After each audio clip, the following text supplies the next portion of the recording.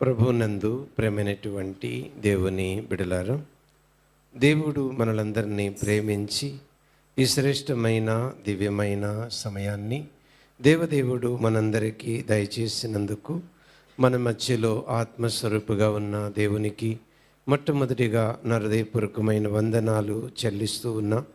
మీరు కూడా శ్రద్ధా భయభక్తులు కలిగి మంచి ఫలములు ఫలించి యుగయుగాలు పరలోకపు తండ్రితో ఆనందించాలన్న ఆశ కలిగి దేవుని పాదముల దగ్గర కూర్చున్న మిమ్మలను అభినందిస్తూ అందరికీ ప్రభు పేరిట వందనాలు తెలియచేస్తూ ఉన్నాను. దేవుని బిడ్డలారా, మనం మార్కు సువార్త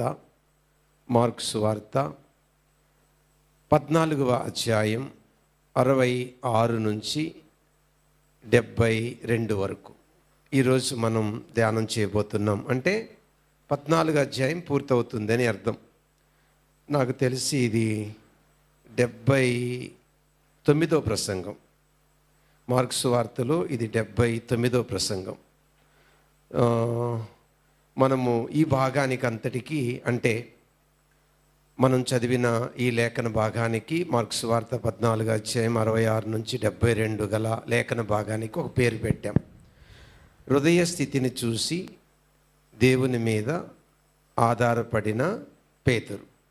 ఇలా కూడా చెప్పుకోవచ్చు, తన నీచ స్థితిని చూసి దేవుని మీద ఆధారపడిన పేతురు. సరే, హృదయం అంటే అందరికీ అర్థమవుతుందని అలా టైటిల్ పెట్టడం జరిగింది. సో వాస్తవానికి ఆ కాంటెక్స్ట్ సరిగ్గా అర్థం చేసుకుంటే అది నీచ స్థితి, దిగజారిన స్థితి, పతన స్థితి కనబడుతూ ఉంది. సరే, ఈ యొక్క భాగాన్ని అంతటినీ మనం గమనిస్తే మనము 3 అంశాలుగా దీన్ని చూస్తాం. మొదటిగా 66 నుంచి 68 వరకు మొదటి అంశం చూస్తాం. అందులో మొదటిసారి పేతురు యేసు ప్రభువుని ఎరగనని చెప్పడాన్ని చూస్తాం. ఆ తర్వాత 69 నుంచి 70 వరకు రెండో అంశంలో యేసు ప్రభువుని ఎరగనని చెప్తూనే ఒట్టు పెట్టుకుంటాడు. మొదటి దానికి రెండో దానికి ఉన్న తేడా. ఆ తర్వాత మూడో అంశానికి వచ్చేటప్పటికి 70 నుంచి 72 వచనాలు గమనిస్తే యేసుని ఎరగనని చెప్తూనే ఇప్పుడు శపించుకుంటూ ఒట్టు పెడుతున్నాడు. మొదటేమన్నాడు? ఎరగనన్నాడు. రెండోసారి ఏం చేశాడు? ఒట్టు పెట్టుకున్నాడు. మూడోసారి ఏం చేశాడు? తనను తాను శపించుకుంటున్నాడు. సో హృదయ స్థితి చివరికి వచ్చేటప్పటికి ఏమైపోయింది? పూర్తిగా సర్వనాశనం అయిపోయింది. అదే నీచ స్థితి, దిగజారిన స్థితి, పతనమైన స్థితి. ఇది మనము ఈరోజు మనం చూడబోతున్న ప్రాముఖ్యమైనటువంటి 3 భాగాలు లేక 3 సబ్బంశాలు. ఓకేనా? ప్రార్థన చేసుకుందాం. తండ్రి, వాక్యం అనే రొట్టె విరచి ఆత్మకు జీవాహారంగా పెట్టి మమ్మలను సర్వ సత్యములోనికి నడిపించమని యేసుక్రీస్తు నామమున అడుగుచున్నాము తండ్రి, ఆమేన్. దేవుని బిడ్డలారా, గమనించండి. మొదటి 66వ వచనం 67వ వచనం గమనిద్దాం. చదువు. మార్కు సువార్త 14వ అధ్యాయము 66, 67. పేతురు ముంగిటి క్రింది భాగంలో ఉండగా ప్రధాన యాజకుని పనికెత్తలలో ఒకటి వచ్చి పేతురు చలి కాచుకునుట చూచెను. అతనిని నిదానించి చూచి, నీవును నజరేయుడగు ఆ యేసుతో కూడా ఉండినవాడో కావా అనెను. దేవుని బిడ్డలారా, ఈ వచనం దగ్గర మనం గమనించాల్సిన ప్రాముఖ్యమైన విషయం ఏంటంటే, పేతురు ప్రధాన యాజకుని దగ్గర పనిచేస్తున్న ఒక పనికత్తె దగ్గర ఎంత దిగజారిపోయాడో చూడండి. దేవుని బిడ్డలారా, మీరు ఆలోచించండి.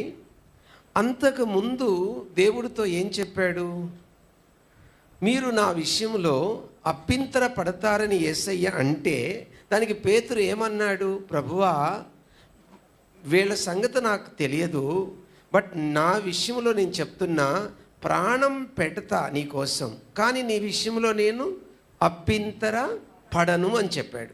అయితే ఇప్పుడు ఒక చిన్న పనికత్తి దగ్గర ఎందుకు యేసు ప్రభు విషయంలో అభ్యంతరపడి యేసు ప్రభుని ఎరగనన్నాడు? ఇక్కడ మనం గమనించాల్సిన విషయం ఏంటంటే, పెద్ద పెద్ద ప్రమాదకరమైన పరిస్థితి వచ్చినప్పుడు చెప్పాడు అంటే అది వేరే విషయం. అంటే చెప్పమని అర్థం కాదు, అంటే అంత ప్రమాదకరమైన పరిస్థితుల్లో అలా చెప్పాడు అని. ఇక్కడ ఒక చిన్న అమ్మాయి పనికత్తి ఎవరి దగ్గర? ప్రధాన యాజకుని దగ్గర. ఆ చిన్న పనికత్తి దగ్గర ప్రభువుని వదులుకోవడం అన్నది చాలా హృదయము అతన్ని ఎంత మోసం చేసిందో మనకు అర్థమైపోతుంది. దీన్ని బట్టి మనం నేర్చుకోవాల్సిన విషయం ఏంటంటే, మనము పరిస్థితులు అనుకూలంగా ఉన్నప్పుడు చాలా ప్రగల్భాలు పలుకుతాం. ఏమని? ప్రాణం పెడతాను ప్రభు కోసమే జీవిస్తాను, ప్రభువే నా ప్రాణం, ప్రభువే నా జీవం, ఆయన లేకుండా నేను ఉండలేను, ఆయన నా సర్వం, ఇంక ఎన్నెన్నో చెప్తాంలేండి. అయితే ఒక చిన్న సమస్య వచ్చినప్పుడు నిలబడగలుగుతున్నామా లేదా? ఎవరి విషయంలో? ప్రభు విషయంలో. దేవుని పిల్లలారా, బీ కేర్ఫుల్.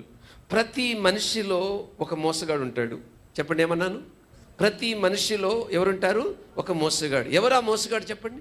ఇర్మియా గ్రంథం 17వ అధ్యాయం 9వ వచనం. ఇర్మియా గ్రంథం 17వ అధ్యాయం 9వ వచనం. ప్రతి వ్యక్తిలో ఒక మోసగాడు ఉన్నాడు. ఇర్మియా గ్రంథం 17వ అధ్యాయం 9వ వచనం. హృదయము అన్నిటికంటే మోసకరమైనది. మరి ఏ పేర్లు చెప్పారు మీరు? ప్రతి వ్యక్తిలో ఒక మోసగాడు. ఎవరు ఆ మోసగాడు అంటే నీ హృదయమే. నీ హృదయం నిన్నేం చేస్తుంది? మోసం చేస్తుంది. చేసిందా? పేతురుని మోసం చేసిందా హృదయం? ఎక్కడండి? ఒక చిన్న పనికత్తి దగ్గర ఎంత దిగజారిపోయిన పరిస్థితి. మన జీవితాల్లో చాలాసార్లు అండి చిన్న చిన్న విషయాలండి, పెద్ద విషయాలు ఏం కాదు, చిన్న చిన్న విషయాల్లో యేసు ప్రభుని కాదనుకున్న పరిస్థితులు, లేదా యేసు ప్రభుని ఎరగనన్న పరిస్థితులు, లేదా యేసు ప్రభుని వదులుకున్న పరిస్థితులు వస్తూ ఉంటాయి. జాగ్రత్త సుమా. సరే, ఆ టైంలో ఒక ఏం జరిగిందండి? పేతురు అలా అనగానే ఏం జరిగింది? చదువు పాప. 68వ వచనం. అందుకతడు ఆయన ఎవడో నేను ఎరుగను, నీవు చెప్పినది నాకు బోధపడలేదని చెప్పి నడవలోనికి వెళ్ళెను. అంతటా కోడి కూసాను. వినండి, కోడి ఎప్పుడు కూస్తుందని మత్తయి చెప్పాడు, లోకా చెప్పాడు, యోహాను గారు చెప్పలేదులేండి. 4 సువార్తలు కదండి, మత్తయి, మార్కు, లూకా, యోహాను. మత్తయి, లూకా ఎప్పుడు కూస్తుందని. మార్క్ గారు ఏం చేశారు? ఈయన మొదటి మాట ఎప్పుడైతే మొదటిసారి యేసు ప్రభుని ఎరగన అన్నాడు, కోడి కూసింది. కానీ మత్తయి, లూకా గారు ఎప్పుడు కోడి కూస్తుందని రాశారు వాళ్ళు. చదువు పాప. మత్తయి సువార్త 26వ అధ్యాయము 75వ వచనం. కనుక కోడి కూయక మునుపు నీవు నన్ను ఎరుగువని ముమ్మారు చెప్పేదవని యేసు.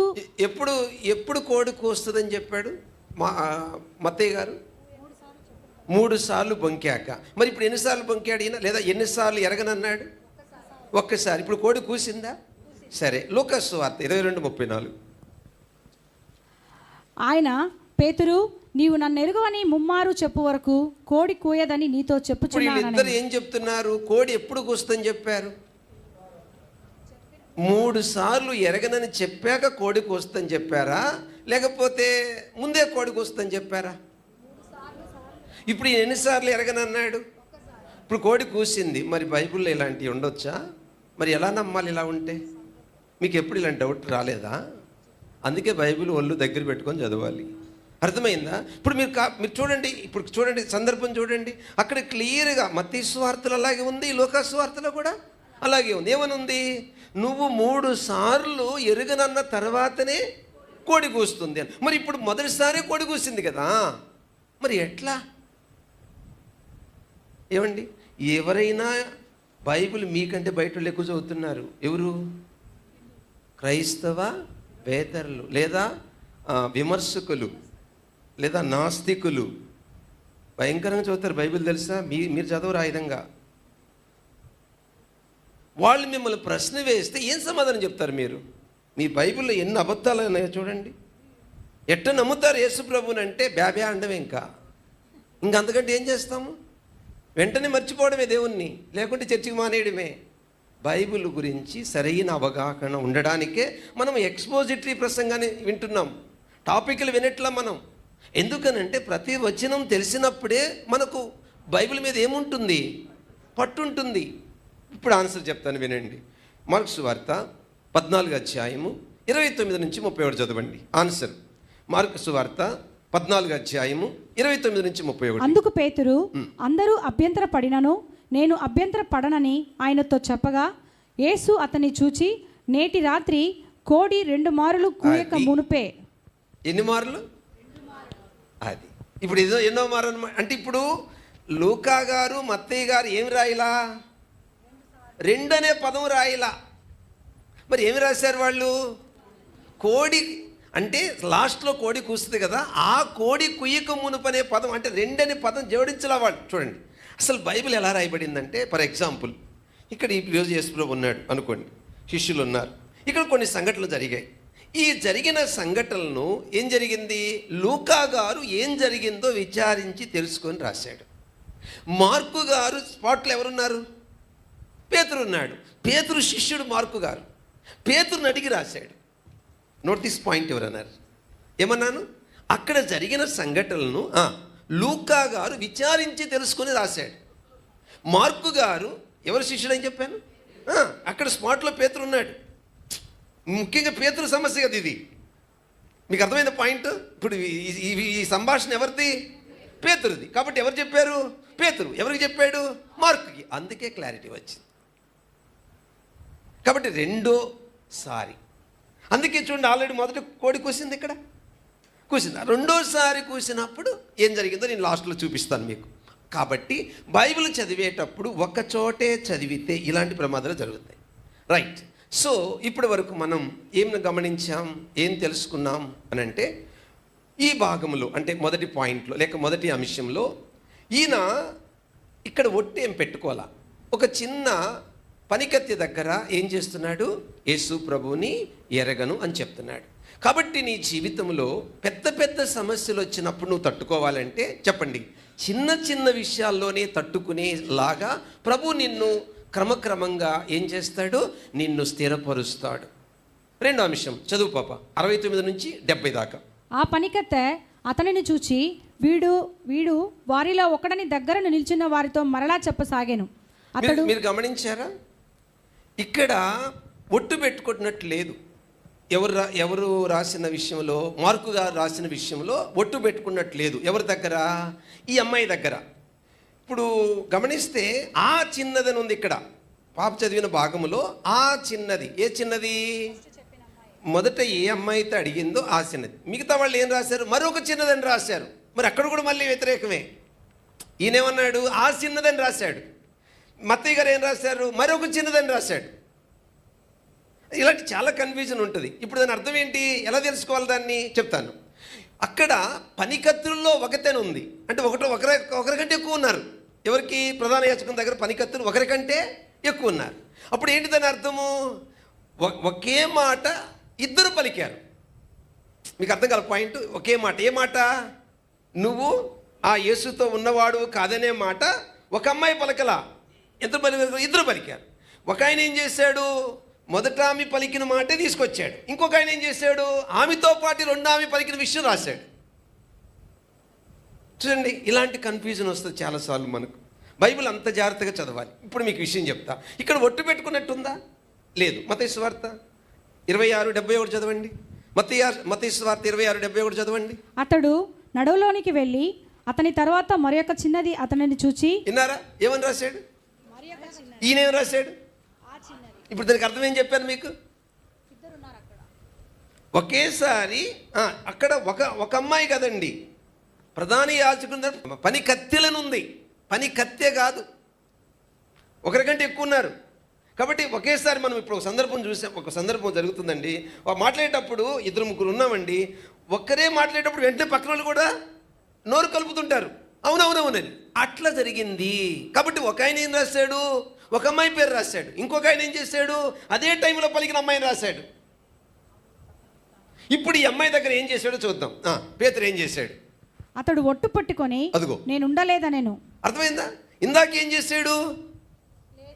నార్మల్గా చెప్పాడు. ఏమని? నేను ఎరగలేదని. ఇప్పుడు ఏం చేస్తున్నాడు? ఇప్పుడు చెప్పండి. సరే, ఇక్కడ క్వశ్చన్ మార్క్ ఏంటంటే, ఇప్పుడు ఈ ఒట్టు అనేది పెట్టాడు కదండి, ఎందుకు పెట్టాడు?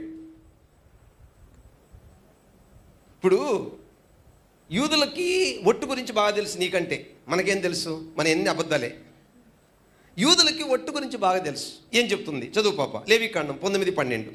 లేవికాండం 9వ అధ్యాయం. నా నామమును బట్టి అబద్ధ ప్రమాణము చేయకూడదు. అంటే ఏం చేయొచ్చు? అబద్ధ ప్రమాణం చేయకూడదు. మరి ఏం చేయొచ్చు? అంతే కదా దాని అర్థం. అబద్ధ ప్రమాణం చేయకూడదంటే సత్య ప్రమాణం చేయొచ్చు, అసత్య ప్రమాణం చేయకూడదు. సత్య ప్రమాణం చేయొచ్చు. ఎవరి పేరట? అది విషయం. ఇప్పుడు ఈయన ఏం చేస్తున్నాడు? సత్యమా సత్యమా అసత్యం. అంటే యూదులు ఏం చేస్తారో తెలుసా మీకు? దేవుని పేరట ప్రమాణం చేస్తే, ఒకవేళ అబద్ధ ప్రమాణం చేస్తే ఏమొస్తుంది? భయంకరమైన ఉగ్రత వస్తుంది. ఇప్పుడు దాకా దేని గురించి మాట్లాడుకున్నాం? దేని గురించి మాట్లాడుకున్నాం? చేయకూడదు. ఎక్కడ పడితే అక్కడ. అర్థమైందా? వినండి, ప్రమాణాలు చేయాలి. ఎక్కడ చేయాలి? చదవండి మత్తయి సువార్త 26:63. మత్తయి సువార్త 26:63. ప్రమాణాలు చేయాలి. ఎక్కడ చేయాలి? అందుకు ప్రధాన యాజకుడు ఆయనను చూచి, నీవు దేవుని కుమారుడైన క్రీస్తువైతే ఆ మాట నాతో చెప్పుమని, జీవము గల దేవుని తోడని, విన్నారా? జీవము గల దేవుని తోడని నీకు ఆనబెట్టుచున్నాను. యేసు ప్రభువు ఏమన్నాడు చూడండి. అందుకు యేసు నీవన్నట్టే. ఇది న్యాయపీఠం. అర్థమైందండి? జడ్జిమెంట్ ప్లేస్ ఇది. ఏమండి, మీకు ఆల్రెడీ పోయిన 2-3 వారాల క్రితం చెప్పాను, అన్యాయపు తీర్పు. యేసు ప్రభు ఎన్ని రకాలుగా ఆయన వెళ్ళాడు అన్ని మీకు వివరంగా చెప్పాను. నేను అక్కడికి వెళ్ళదలుచుకోవాలా. ఇక్కడ ఈ ప్రధాన యాజకుడు ఒక మాట అంటున్నాడు. ఏమని? జీవం గల దేవుని తోడని ఆనబెట్టుచున్న. వెంటనే యేసు ప్రభు ఏమన్నాడు? నో, నేను ప్రమాణం చేయకూడదు అన్న. ఏమన్నాడు? నువ్వు అన్నట్టే. అంటే అర్థం ఏంటి? జీవం గల దేవుని తోడని అర్థం. నువ్వు అన్నట్టే అంటే అర్థం ఏంటి? అదే పదం నేను పలుకుతున్నానని అర్థం. ప్రమాణం చేశాడా? త్వరగా చెప్పండి, చేశాడా? ఇప్పుడు చెప్పండి, ఎక్కడ చేయొచ్చు ప్రమాణం? కోర్టులో. అర్థమైందా? చేయకపోతే నీ సాక్ష్యం తీసుకోరాడు. మళ్ళీ అక్కడ అబద్ధం చెప్పావనుకో, మక్కిలు కాళ్ళన్నీ ఇంచి అవతల పడేస్తాడు దేవుడు. 2 కొరింథీ 1:23. మీ యందు కనికరపడి కలిగినందున నేను మరలా కొరింథునకు రాయలేదు, నా ప్రాణము తోడు. వినండి, బాగా అర్థం చేసుకోండి. చేశాడా? ఎక్కడ చేస్తున్నాడు? న్యాయస్థానం. ప్రమాణాలు ఎక్కడ చేయకూడదు? ఎక్కడ పడితే అక్కడ చేయకూడదు. ఎక్కడ చేయొచ్చు? న్యాయస్థానంలో చేయొచ్చు. గలతీ పత్రిక 1:20. నేను మీకు వ్రాయిచున్న ఈ సంగతుల విషయమై ఇదిగో దేవుని ఎదుట నేను అబద్ధమాడుట లేదు. చూసారా? దేవుని ఎదుట నిజమే చెప్పుచున్నాను అంటే తోడే అక్కడ ప్రమాణం చేసినట్టు అర్థం అది. ఇప్పుడు చెప్పండి, ప్రమాణాలు ఎందుకు వచ్చాయి? సత్యాన్ని నిరూపించడానికి. ఈనాటి ప్రమాణాలు ఎందుకు వచ్చాయి? అబద్ధాన్ని నిరూపించడానికి. కాబట్టి ఎవరైనా ప్రమాణం చేస్తే అర్థం ఏంటి? వాళ్ళ హృదయం వాళ్ళని మోసం చేస్తుంది. మరి ఏం చేయాలి? నమ్మినా నమ్మకపోయినా మనం ఏం చేయాలి? నా మాటలు అవునంటే అవును, కాదంటే కాదు. దీనికి మించి నా హృదయంలో నుంచి ఏ మాట బయటకు వచ్చినా అది దుష్టుడి నుంచి నాలో పుట్టినదే కానీ అది దేవుడు చెప్పింది కాదు. 2వ అంశం అయిపోయిందండి. 3వ అంశానికి వెళ్తున్నాను. జాగ్రత్తగా వినండి. 70 నుంచి 72 వరకు. 70 నుంచి 72 వరకు చదువు. 2వ భాగం 70 వచనంలో 2వ భాగం. అతడు మరలా నేను కానెనను. కొంతసేపైన తరువాత దగ్గర నిలిచిన వారు మరలా పేతురును చూసి, నిజముగా నీవు వారిలో ఒకడవు, నీవు గలిలేయుడు కదా అనిరి. అందుకతడు, మీరు చెప్పుచున్న మనుషుల్ని నేను ఎరుగనని చెప్పి శపించుకొనుటకును. చూసారా? అయిపోయాడు. ఇంకా లాస్ట్కి ఎక్కడికి వెళ్ళిపోయాడు? శాపనార్థాలకు వెళ్ళిపోయాడమ్మా. బయట వాళ్ళు చెప్పించట్లా. మీరు ఎట్ట అనుకున్నారు? కొంపదీసి తన్ను తానే, మీరు ఆ వచ్చిన సరిగ్గా చదవండి, తను తానే చెప్పించుకొనుటకు అంటే ఇంకొకరు చెప్పించట్లా, తను తాను చెప్పించుకుంటున్నాడు. అంటే అలా చెప్పించుకుంటే ఎదుటి వాళ్ళు ఏం చేస్తారు? నమ్ముతారు కదండి. ఇది కానీ నేను చేస్తుంటే నేను సర్వన అంటే మనిషి ఎంత దిగజారిపోతాడండి నిజంగా. ఎందుకు మనిషి ఇలా మాట్లాడతాడండి? ప్రసంగ గ్రంథంలో ఉంది, మనం చేసిన తప్పుకు వెంటనే శీఘ్రముగా తగిన శిక్ష రాకపోయినందున భయము విడిచి మరీ ఏం చేస్తారు? బుద్ధిపూర్వకంగా పాపం చేస్తారు. పాత నిబంధనలో స్పాట్లో శిక్ష వచ్చేదండి. అప్పటికప్పుడే అంతే, టైం కూడా లేదండి. ఇప్పుడు అలా కాదు కదా. దేవుడు టైం ఇస్తున్నాడు. మనిషి అలా చచ్చిపోతే నరకని పోతాడు కదండి. ఇప్పుడు నేను ఒక తప్పు చేశానండి, నేను పశ్చాత్తాపడకుండా ఆ పాపానికి నాకు శిక్ష వచ్చింది అనుకో, నరకానికి వెళ్ళిపోతాను నేను. అదే దేవుడు నాకు టైం ఇచ్చాడు అనుకో, ఈ లోపల నేను తప్పు తెలుసుకొని పశ్చాత్తాపడ్డానుకో, నరకానికి పోను. అందుకని దీన్ని ఏమన్నారు? కృపాకాలం అన్నారు. కృపాకాలం అంటే అర్థం, నువ్వు ఆడిందే ఆట, నువ్వు పాడిందే పాట, నువ్వు ఎన్ని పాపాలు చేసినా, నువ్వు ఎన్ని అబద్ధాలు ఆడినా, నువ్వు ఎన్ని మోసాలు చేసినా నా కృప నీకు తోడుగా ఉంది, నువ్వు చెయ్యని అర్థం కాదు. కృపాకాలం అంటే అర్థం తప్పు తెలుసుకునే అవకాశము కల్పిస్తున్నాడని అర్థం. ఇప్పుడు చూడండి, ఇతని ఇలా చెప్పించుకోవడంలో ఉద్దేశం ఏంటి అని చెప్పాను మీకు. నమ్మించాలి. ఇలా చెప్పించుకోవడంలో ఉద్దేశం ఏంటమ్మా? ఎదుటి వాళ్ళని ఏం చేయాలి? నమ్మించాలి. ఇలా చెప్పించుకున్న వెంటనే ఏం జరిగింది పాప? 72వ వచనం. వెంటనే రెండవ మారు కోడి కూసెను. విన్నారా?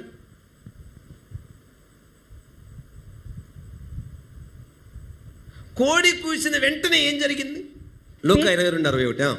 అప్పుడు ప్రభువు తిరిగి పేతురు వైపు చూచెను. ఆయన రాశాడు ఏం జరిగిందో. కనుక పేతురు, నేడు కోడి కూయక మునుపు నీవు ముమ్మారు నన్ను ఎరుగనందున. ఎప్పుడైతే చెప్పించుకోవడం ప్రారంభించాడో, ఎప్పుడైతే కోడి కూసిందో, కోడి కుయ్యగానే యేసయ్య కన్నులు ఎక్కడికి వెళ్ళిపోయాయి? పేతురు వైపుకి. ఎప్పుడైతే యేసు ప్రభు ఐ కాంటాక్ట్, చూడండి, ఆ కన్నులు పేతురు వైపు చూసాయో అప్పుడు గుర్తొచ్చిందండి. మీరు గమనించండి, జక్కయ్య, మీకు ఆ వాక్యం సరిగ్గా చదవండి. లోకస్వార్థ 9వ అధ్యాయంలో కన్నులెత్తి పిలవగా, జక్కయ్య అని పిలవగా ఏముంది అక్కడ? అతడు తాను పాపినని గుర్తించి పశ్చాత్తాపడ్డాడు.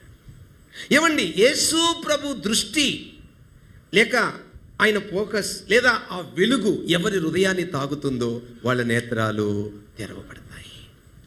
ఓకే, సరే. రిపెంటెన్స్ పొందిన తర్వాత తన లైఫ్ ఒకసారి జ్ఞాపకం చేసుకుని ముందుకెళ్ళిపోదాం. అంటే క్లోజ్ చేసుకుందాం ఈనాటి భాగాన్ని. పాప అపొస్తలుల కార్యం 3వ అధ్యాయం 12వ వచనం. పేతురు దీనిని చూచి ప్రజలతో ఇట్లనెను, ఇశ్రాయేలారా, మీరు వీని విషయమై ఎందుకు ఆశ్చర్యపడుచున్నారు? మా సొంత శక్తి చేత. విన్నారా?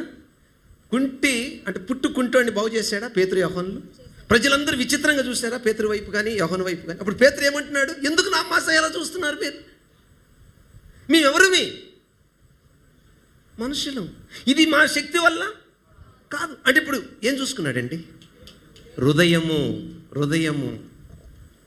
నేనెంత నీచుండో నాకు తెలుసు, నేనెంత పనికిమాలినో నాకు తెలుసు. ఈ అద్భుతానికి నేను కారణము కాదు. దీనికి కారణం ఎవరు? దేవుడు. Depend on God. ఎవరి మీద ఆధారపడ్డారు? ఇంకొక మాట చెప్తాను పాప. అపొస్తలుల కార్యం 14:14.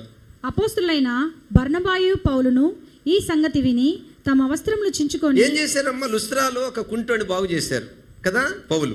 ఆ టైంలో వాళ్ళు వచ్చి బలర్పిస్తున్నారు. మీరే దేవుళ్ళు అంటున్నారు వీళ్ళని, మీరే దేవుడిక. అప్పుడు ఏం చేశారండి? వాళ్ళు పొగుడుతుంటే వీళ్ళని. మరి మనం ఏం చేస్తున్నాం? కాళ్ళ ఎగరేస్తున్నాం పొగుడుతుంటే. వాళ్ళేమో వస్త్రాలు చింపుకున్నారు, మనమేమో కాళ్ళ ఎగరేస్తున్నాం. వాళ్ళకి మనకి ఎంత తేడా ఉందో చూడండి. పొగిడించుకోవడానికి ఏముందండి మన దగ్గర?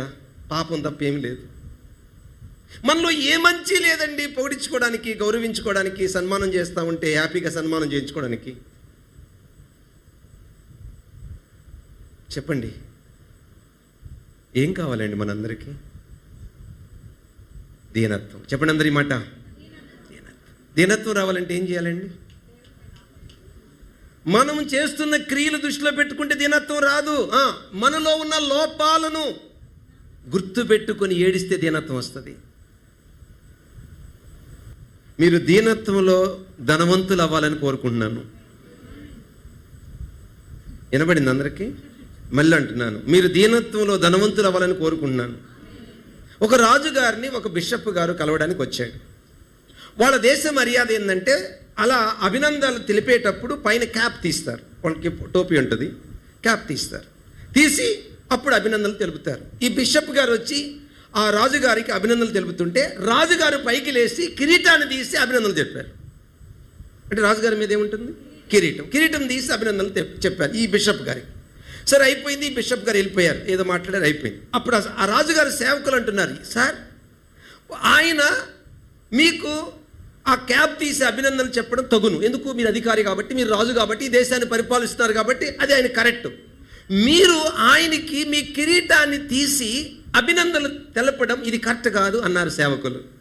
అప్పుడు ఆయన అన్నాడు, అయ్యా, ఈ దేశానికి నేను అధికారిని మీరు ఒప్పుకుంటున్నారు కాబట్టి నాకంటే ఇంక అధికారి ఎవరు లేరు.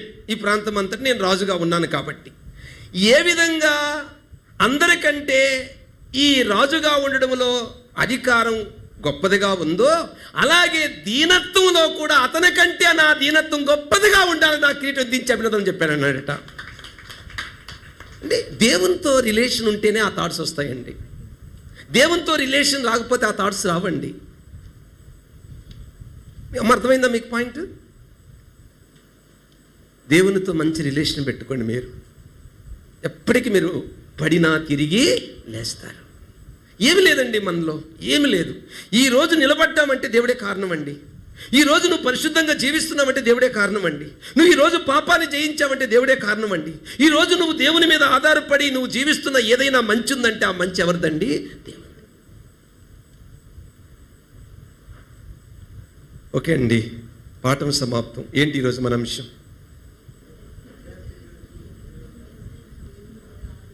ఏ పేరు పెడతారు? హృదయ స్థితిని చూసి దేవుని మీద ఆధారపడిన పీతని పెడతారా? తన నీచ స్థితిని చూసి దేవుని మీద ఆధారపడిన పీతని పెడతారు? ఏం పేరు పెడతారు?